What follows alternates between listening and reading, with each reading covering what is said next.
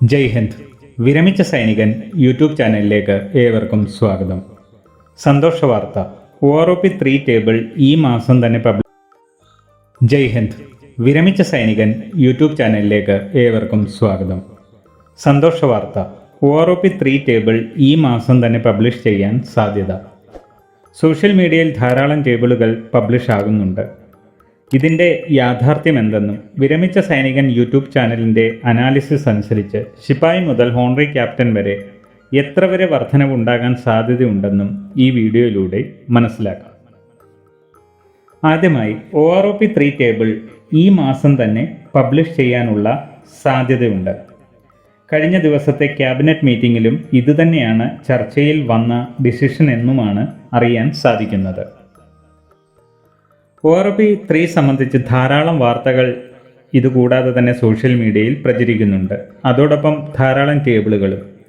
ഞാനിത് സംബന്ധിച്ചൊരു video publish ചെയ്തിരുന്നു. അതിൽ ഞാൻ കൃത്യമായി പറഞ്ഞിരുന്നു, OROP2-നും OROP3-ക്കും ഇടയിൽ സർവീസിലുള്ള സൈനികരുടെ ശമ്പളം സംബന്ധിച്ച്. അതായത് 2019 ജൂലൈ മുതൽ നിലവിൽ വന്ന OROP2 ടേബിളിൽ 2018 ഓരോ റാങ്കിൻ്റെയും മിനിമം ആൻഡ് മാക്സിമം സാലറിയുടെ ആവറേജ് അനുസരിച്ചാണ് കാൽക്കുലേറ്റ് ചെയ്തത്. അങ്ങനെയാകുമ്പോൾ OROP3 2023 സർവീസിലുള്ള ഓരോ റാങ്കിൻ്റെയും മിനിമം ആൻഡ് മാക്സിമം സാലറിയുടെ ആവറേജ് അനുസരിച്ചാണ് കാൽക്കുലേറ്റ് ചെയ്യേണ്ടത്.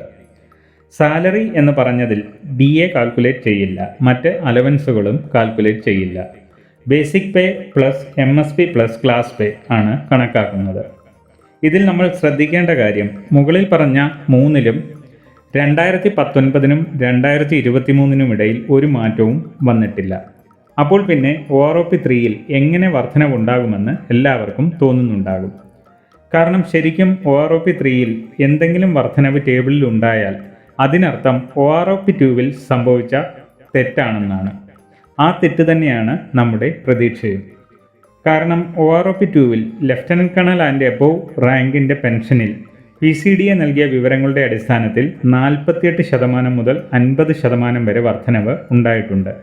അതേ സ്ഥാനത്ത് JCOSORൻ്റെ വർധനവ് ഏറ്റവും കൂടുതൽ ശിപ്പായിക്കാണ് ലഭിച്ചത്, 28.61%.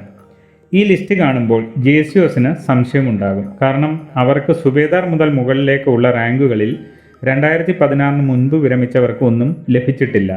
എന്നാൽ 2016 ശേഷം വിരമിച്ചവരുടെ പെൻഷനിൽ 21.77% മുതൽ 23.21% വരെ വർധനവ് ഉണ്ടായിട്ടുണ്ട്.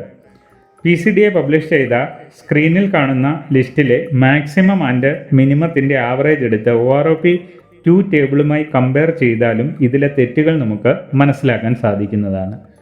OROP3-ൽ കഴിഞ്ഞ റിവിഷനിലെ തെറ്റുകൾ പരിഹരിച്ചാൽ എല്ലാ റാങ്കുകൾക്കും നല്ലൊരു വർധനവ് പ്രതീക്ഷിക്കാം.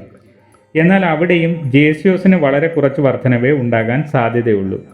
എൻ്റെ ഒരു കാൽക്കുലേഷനും OROP2 ടേബിളും അനുസരിച്ച് കുറഞ്ഞത് 300 രൂപ മുതൽ മാക്സിമം 1600 രൂപ വരെയാണ് സർവീസ് പെൻഷനേഴ്സിന് ഉണ്ടാകാൻ സാധ്യതയുള്ള വർധന. ഫാമിലി പെൻഷനേഴ്സിന് ഇതിൻ്റെയും പകുതിയാകും ലഭിക്കുക. സോഷ്യൽ മീഡിയയിൽ പ്രചരിക്കുന്ന ടേബിളുകളെ ഞാൻ എതിർക്കുന്നില്ല.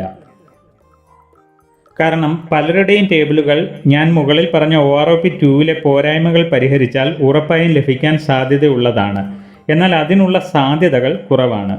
സോഷ്യൽ മീഡിയയിൽ പ്രചരിക്കുന്ന ടേബിളുകൾ ഒഴിവാക്കി വിരമിച്ച സൈനികൻ യൂട്യൂബ് ചാനൽ സ്വന്തം അനാലിസിസിൽ പ്രതീക്ഷിക്കുന്ന ടേബിൾ താമസിയാതെ പബ്ലിഷ് ചെയ്യുന്നതാണ്. 90%വും OROP3 ടേബിളുമായി ഇതിനോട് സാമ്യമുള്ളതാകാനാണ് സാധ്യത. വീഡിയോ ഇഷ്ടപ്പെട്ടാൽ ലൈക്കും സബ്സ്ക്രൈബും ചെയ്യുക, സുഹൃത്തുക്കൾക്ക് ഷെയർ ചെയ്യുക. മറ്റൊരു വീഡിയോയിൽ വീണ്ടും കാണാം. ജയ് ഹിന്ദ്, വന്ദേ മാതരം.